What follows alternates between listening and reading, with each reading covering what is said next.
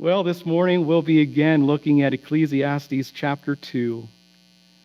And our topic this morning comes from Solomon's own summary.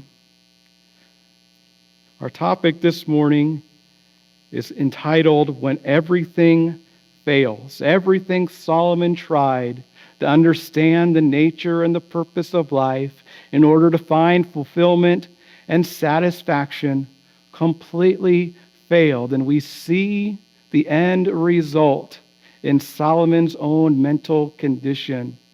And as we consider when everything fails, I'd like for us from this passage to note the causes and cure of Solomon's burnout. Ecclesiastes chapter 2 is where we'll be this morning. Now, as you know, Solomon has tested nearly every single avenue of human fulfillment. He has sought for pleasure. He has tried finding pleasure through possessions, through projects, even his own prestige. And each of these pursuits have failed him. And now, beginning in verse number 12, he begins some inner reflection. His attention turns inward. And this passage, verses 12 through 26, is deeply personal. As we read earlier, this passage reads like the weary confession of a man who has reached the end of himself. He even makes statements such as that in verse number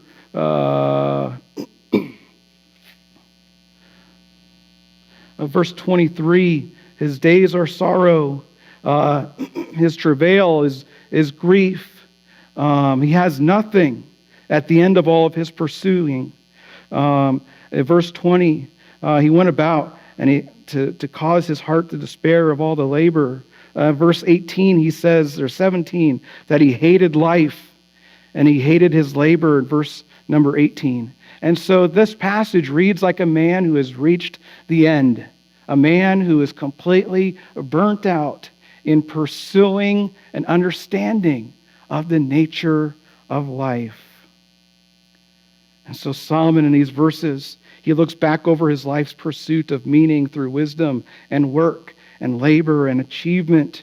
He has everything that a man could want, but he discovers that none of it could satisfy his soul. This is the testimony of a man who is burnt out by the very blessings, ironically, that he thought would bring him joy. And here in this passage, Solomon helps us to understand not only the causes of burnout, but also the cure. And we see, first of all, beginning in verse number 12, we'll note the causes of Solomon's burnout. And then when we get to verse 24, we'll note the cure for Solomon's burnout. But first, in verse number 12, we begin to read about the causes of Solomon's burnout. Here in verses 12 through 23, Solomon describes the toll that life under the sun took on his soul. Now, when Solomon says or refers to life under the sun, he's referring to a life that is lived for only the things which are temporary, the things which bring no lasting, eternal profit. And the things in life that are temporary bring no lasting profit because they are pursued apart from God. Now, Solomon does not say that pursuing temporal things is evil in and of itself, but pursuing temporal things in life, such as friendships and materialism and possessions and wealth and all that, they only become travail to one's soul when they are pursued apart from God without an eternal perspective in mind. And so Solomon, he describes the toil that this type of life took upon his soul and upon his mind. And here in these verses 12 through 23, he reviews his pursuit of wisdom and his achievements, and he finds that even the best of human efforts are filled with futility. He recognizes that his wisdom cannot outwit death, his labor cannot secure his legacy, and his success cannot bring him rest. And Solomon here in these verses, through his own confession and personal struggle revealed, he exposes the burnout that results when we live life or we try to find meaning in life apart from God. And in verse 12, we see the first of 4 different types of burnout that Solomon experienced. First, we see he experienced mental burnout, and this is the burden of wisdom. In verse number 12, Solomon writes, "And I turned myself to behold wisdom and madness and folly. For what can the man do that cometh after the king, even that which hath already been done?" So Solomon, he begins by turning again to consider wisdom and madness and folly. And the word behold there at the beginning of verse 1, it means to look upon with careful observation. So as we read Solomon's own confession, his own testimony, let us look into his confession with a keen eye. And so Solomon, he begins to evaluate his own circumstances, which become his testimony, with this same careful observation, and begins to detail it for us. We see that he surveys human understanding and the limits of reason. Now, Solomon expressed in this verse, he also knows that no one will be able to surpass him in wisdom. He says, what can the man do after the king? What he's saying is that he has exhausted the search for understanding. His search has been conducted in a thorough and in a comprehensive manner, and he is confident that those who come after him, who pursue his same questions, will be unable to surpass what he has done and realized. And so we find the beginnings of Solomon's mental burnout being expressed through the burden that his wisdom became to him. And in verse number 13, we read that he saw that wisdom excelleth folly as far as light excelleth darkness. Now, as he begins to unpack his mental burnout, he acknowledges that there is a clear advantage to wisdom. He says that as light is superior to darkness, so wisdom is better than ignorance. The wise man, for example, can navigate life and the challenges better than perhaps the fool.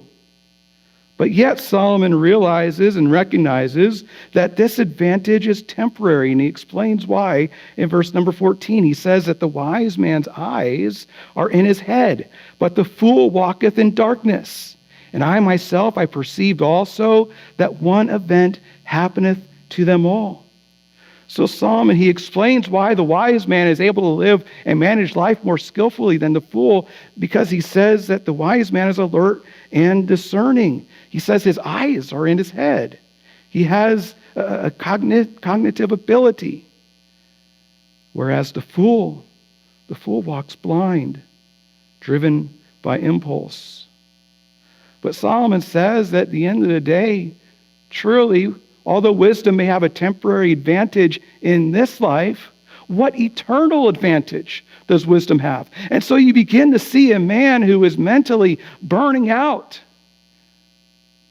Solomon says that the same event, it happeneth to them all. It happeneth to them both. The fool and the wise, they both meet the same fate. They both die. And so Solomon, you can hear his depression being expressed as he comes to this tragic understanding and realization. The thing that I possess the most, or the thing that I excuse me, the thing that I prospered from the most, my wisdom. At the end of the day, I'm in no better shape than the fool. And so you can imagine that the thing that he worked so hard to preserve, the thing that he worked so hard to keep and to maintain, the trait about him that he truly prized, he realized, I'm no better than the fool at the end. And so his confidence in his own wisdom, it starts to crumble as he sees that death doesn't distinguish between the wise person and the foolish person. In verses 15 and 16, he then says, Then said I in my heart, as it happeneth to the fool, so it happeneth even to me. And why was I then more wise? What did I have to gain from that? Again, he's looking back as someone who is at the end of his life. And he is imagining from a person who is living his life apart from God that he has gained nothing. And so he says, my wisdom, what did it profit me? The same thing happens to me that happens to the fool. Why was I then more wise? Why did I even have this gift of wisdom? You take it to its logical end. Why do we even have life? Why do we even live? And so Solomon is trying to come to grips with this. If it's all pointless at the end, why am I even here? And so he says in my heart, this is also vanity. It's empty. It's meaningless. Verse 16, for there is no remembrance of the wise more than of the fool forever. Seeing that which is now in the days to come shall be all forgotten. And how dieth the wise man? Same way the fool does. He dies as the fool. Solomon realizes that even his great wisdom cannot prevent the inevitable. Death doesn't discriminate. Both the wise and the fool, they both meet the same end. They both perish, and they are both soon forgotten. Solomon laments the futility of knowledge apart from God. He says this also is vanity. Then he says in verse 17, therefore I hated life, because the work that is wrought under the sun is grievous unto me, for all is vanity and vexation of spirit. The word hated here in verse 17, it conveys a deep loathing. Solomon's intellectual pursuit, which was once his pride, has now become his pain. He cannot find meaning through the mind alone. And so Solomon, we see the first way that Solomon burnt out.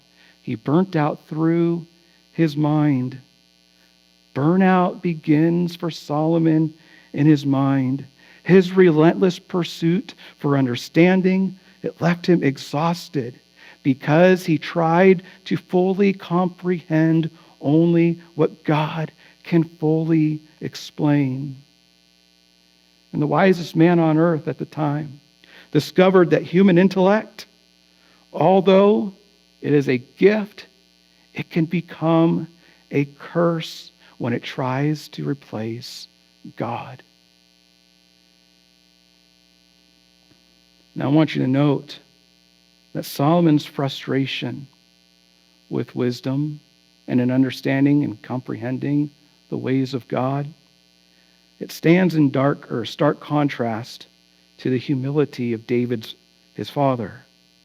In Psalm 131, verse 1, David said, Lord, my heart is not haughty, nor mine eyes lofty.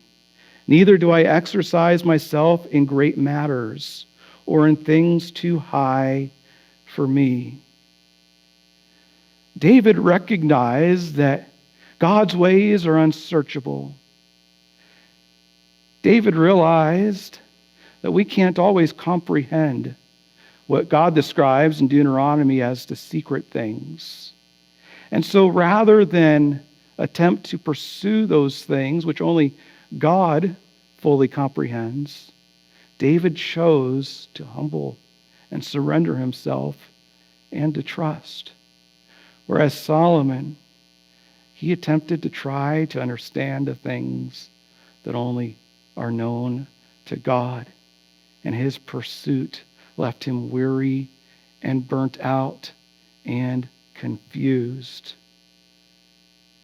David, he found contentment in leaving the secret things to the Lord. David said in verse 2 of Psalm 31, he said, I have quieted myself as a child that is weaned of his mother. David's contentment in not knowing everything that there is to know about the nature of life came through submission. It came through trusting that God is sovereign, that God is on the throne, that God knows exactly what's going on. And God, in his infinite wisdom, has chosen not to reveal some things to us. Whereas Solomon, he just couldn't accept that fact. And Solomon, his despair, his burnout that came through striving, trying to know the things that God has intentionally kept secret. Solomon, as he said in Ecclesiastes chapter 1, verse 17, he said, I gave my heart to know wisdom. And that's where his burnout began. He says that this is vexation of spirit.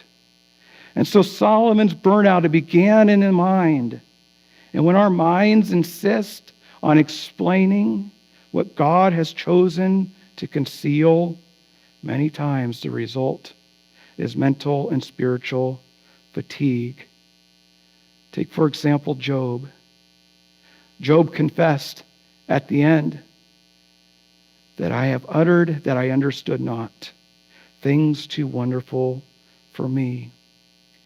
And so there are some secrets that belong only to the Lord, and that's what makes God God. And so we must learn to trust him.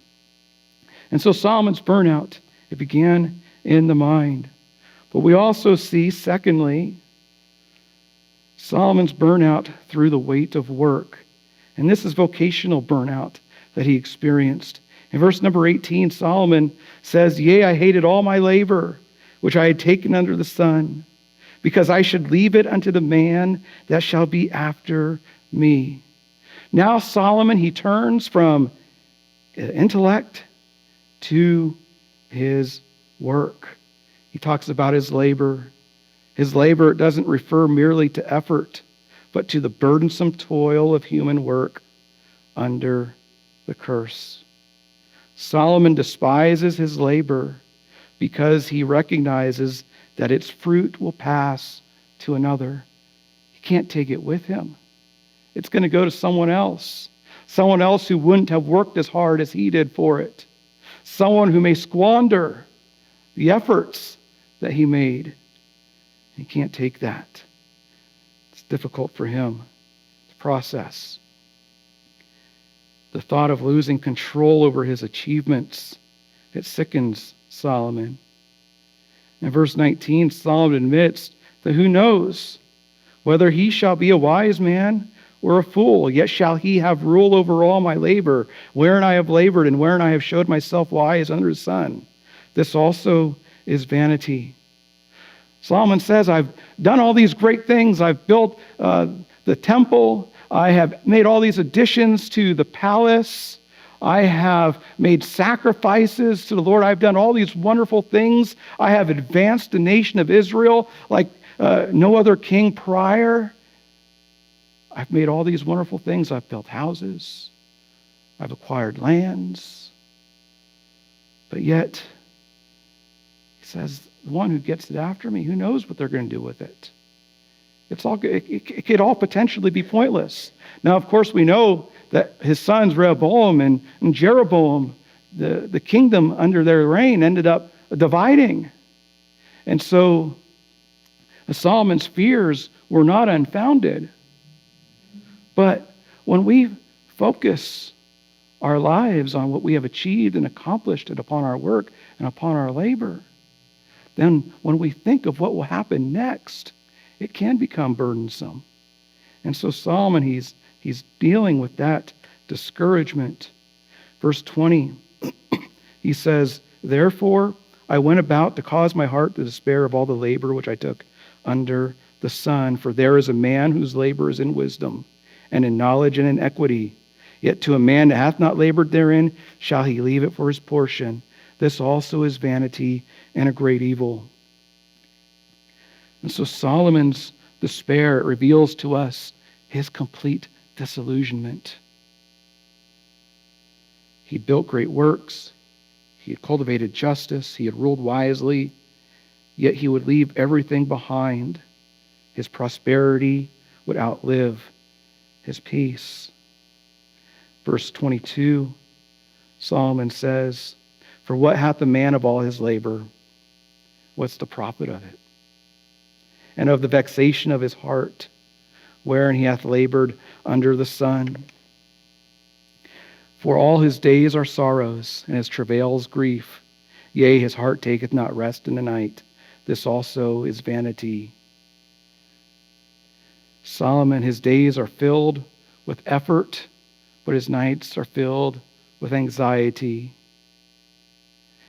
Work that originally was intended to glorify God has now become a drudgery to him. And so Solomon, in these verses, he experiences work fatigue, a work burnout, you could say. He experiences the burnout of his hands. The blessing of work that God originally gave to Adam in the Garden of Eden has now, apart from God, in Solomon's sense, become a curse in the fallen world. Solomon recognizes that labor without God and his presence and his blessing is toil. It is achievement without gratitude. And without gratitude, he experiences emptiness. And so this morning, how do we measure our value? How do we measure fulfillment? It's wonderful to take joy and pleasure in our accomplishments, in our achievements, in our labor, in our work. But is that where we're finding and expecting our value to come from? And that's where Solomon expected his value to come from. And he got burnt out when he found out that that's not where true value is derived. True value, true purpose, true meaning in life is not found in what we do. It's not found in our occupation. It's not found in our career. And Solomon learned this lesson in a tragic way. And so as you, as a young person, should begin charting your course and you begin to plan your life and think about the type of work that you want to do, it is important to always remember that your identity, who you are as a person, is not found in what you do. You are not so-and-so the custodian, so to speak. You are not so-and-so the farmer. You are not so-and-so the secretary, so to speak, or any other occupation that you want to add to that. That is not where life's meaning is found. That is not where value is found. That is not where fulfillment is found. And Solomon learned that the hard way. So he experienced work burnout. He gave everything to his job and found it to be empty and meaningless at the end, so to speak. And then Solomon experienced not just mental burnout, not just vocational burnout, but he experienced material burnout. In verses 18 through 21, we won't go back and read those. We'll just touch on them. But in these verses, Solomon also reflects on the futility of wealth or possessions. He acknowledges that all he has gained, it'll be left to another who has not labored therein. They don't deserve it. They didn't work for it. They didn't earn it. And Solomon recognizes that. Solomon knows that he has accumulated treasure in his possessions, but he's not truly accumulated the peace or fulfillment that he had hoped those treasures or wealth would bring. He realizes that his riches, even though they promised stability in his mind, he came to recognize that it only produced further anxiety. And so Solomon, his fear of losing everything that he worked for, reveals the heart of material burnout. And that's a real fear. when we work so hard for things in life, only to realize that we can't keep it forever. And he trusted in that. And instead of peace, he only found more anxiety. His possessions enslaved him. He began to realize that he didn't own his things. He didn't own his possessions. But rather, they owned him. And he found no pleasure in that. And so Solomon experienced material burnout. He found out that wealth at the end of the day is empty apart from God. And then also we see a fourth way that Solomon burnt out. He burnt out emotionally. Also again in verses 18 through 23, Solomon not only reflects that he's going to leave his wealth to someone who doesn't deserve it, or who hasn't worked for it, who hasn't earned it, or someone who's not going to take care of it, but he also realizes that he's going to be losing control of his own personal legacy. Solomon, in these verses 18 through 23, he confesses that even his wisdom cannot guarantee what will happen after him. Here's a man who was once in control. Now he's recognizing his own helplessness. And so Solomon, he's burnt out from this pursuit to understand the nature and the meaning of life in order to experience fulfillment and satisfaction and joy. He has conducted a thorough and comprehensive search in order to find this meaning. And this search has been so thorough and so comprehensive that he's sure that no one behind him who comes after him with the same questions about life will be able to surpass what he learned. And all this effort, giving his heart to apply wisdom, has caused burnout. So much so that he states publicly that he hated life. And so the cause of Solomon's burnout, he sought comprehensively for meaning and purpose and satisfaction and joy, but he did so under the sun, apart from God. But yet Solomon now begins to give us that first glimmer of hope as he points us eventually to his conclusion in chapter 12. We see, secondly and finally this morning, the cure for Solomon's burnout. At last, as we'll see in these verses, Solomon, he lifts his eyes above the sun. After despairing of human effort, he recognizes that meaning and joy and fulfillment and satisfaction are not things that can be achieved, but rather they are gifts to be received. Achievements, he realizes, are earned, but blessings are given by God's favor. And so in these verses, Solomon's tone, it shifts from frustration to faith. For Solomon, the light now begins to dawn. In verse 24, we see that Solomon finds hope in God's provision. He recognizes that God is the provider of every perfect gift. In verse number 24, Solomon says, "There is nothing better for a man than that he should eat and drink, and that he should make his soul enjoy in all his labor. This also I saw, that it was from the hand of God." Here Solomon is proclaiming his humility. The phrase, "make his soul to enjoy good," it means to accept life's blessings as from God's hand. In verse 25, Solomon admits, "For who can eat, or who else can hasten hereunto more than I?" Solomon admits readily that even at the height of his privilege, he couldn't create joy for himself. No one, not even the king, can manufacture peace apart from God. And Solomon realizes that striving to understand the purpose of life, in order to find joy and satisfaction, is not found in a lifetime pursuit, but rather it is found in enjoying those blessings from God. Solomon finds enjoyment as gifts from God in life's ordinary moments. And he discovers that satisfaction is not found in accumulating things, but rather in appreciating what God has done. And so Solomon, he finds hope in God's provision.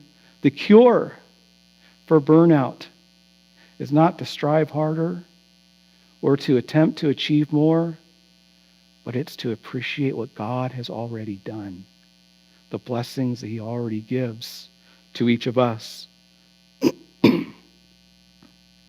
And so true rest, true peace, it begins when we stop demanding from life what only God can give.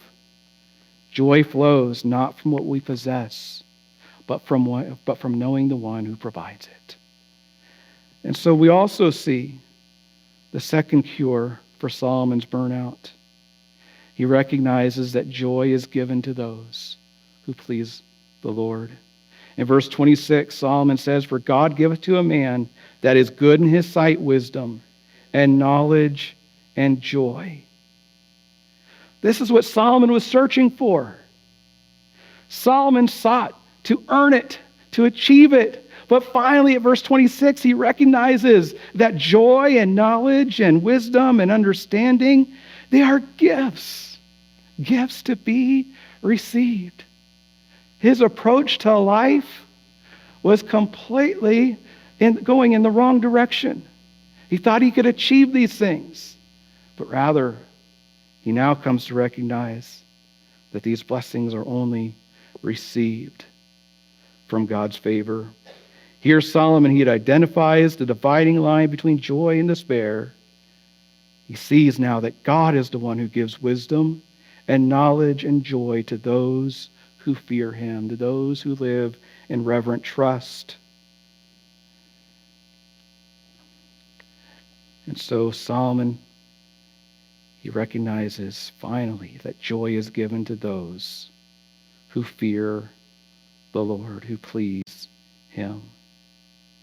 And so we've seen this morning that by the end of chapter 2 here, Solomon is completely burnt out. He has sought to understand the nature of life through wisdom. He has sought to find pleasure in the things that he creates and makes and builds. But yet he comes up empty until he realizes that purpose and meaning and satisfaction in life are not created by oneself, not created or made possible by one's personal work and effort and achievements, but rather purpose and meaning and satisfaction in life is found in a dependent relationship upon God. It is found in receiving those blessings, not in attempting to take those blessings. And so God, yes, He invites us to enjoy the fruit of our labor, but we're not to find our purpose in it. Our purpose comes from God, and God gives us the fruit of our labor to enjoy. And so when we realize that true fulfillment comes, when we acknowledge that purpose, joy, and contentment flow from God, then we'll come to know the gracious hand of our Creator.